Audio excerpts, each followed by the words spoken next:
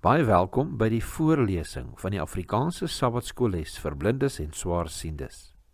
Hierdie lesse word voorsien deur die Wêreldkonferensie van die Sewende Dag Adventiste Kerk.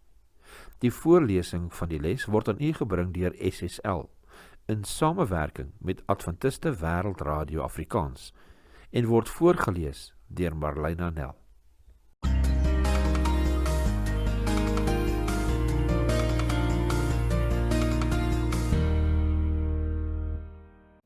Les 12, 13 tot 19 Junie. Deel hom met ander. Kom ons open met gebed.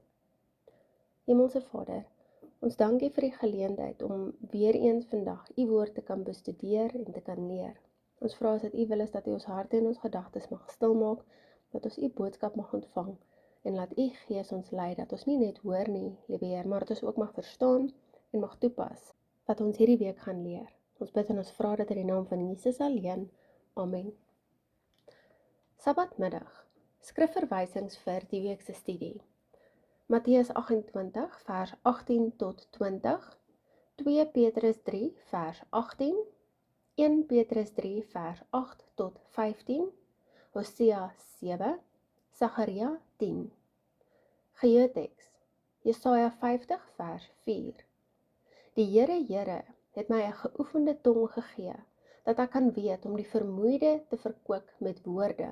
Hy wek elke môre, hy wek my oor om te hoor soos die leerlinge. Jesaja 50 vers 4. 'n Besige Sabbatoggend het verleraar G voorgelê. So staan hy te vroeg op om voorbereiding vir beide die Sabbatskool en sy preek te doen. Boonop is daar 'n poging in die namiddag wat hy moet aanbied. Hy gryp die sleutels, vlieg by die deur uit, spring in die motor en trek met 'n spoed daar weg. Hy vleg deur die stadsverkeer. Waarheen is al hierdie mense op pad, dink hy vieserig, en dit op 'n Sabbatoggend. Nou gaan ek laat wees vir kerk. Skielik kom iemand en druk reg voor hom in. Hy trap verwoed rem. Uit pure woede en frustrasie skreeu hy op die bestuurder en swaai sy vuis in die lug. Uiteindelik kom leraar G by die kerk aan.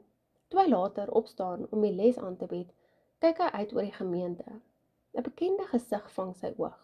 Die einste bestuurder wie se nek hy net 20 minute tevore mooietjies wou omdraai. Later stel 'n lidmaat die motorbestuurder aan hom voor. Die persoon is 'n nie-adventis wat op besoek by familie is. Opnuut besef leraar G dat elke interaksie wat mens met 'n ander het, ongeag of hulle bekendes of vreemdelinge is, veronderstel is om van die liefde oor te loop.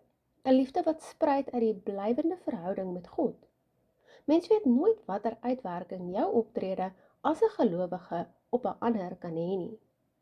Bestudeer hierdie week se les ter voorbereiding vir Sabbat 20 Junie.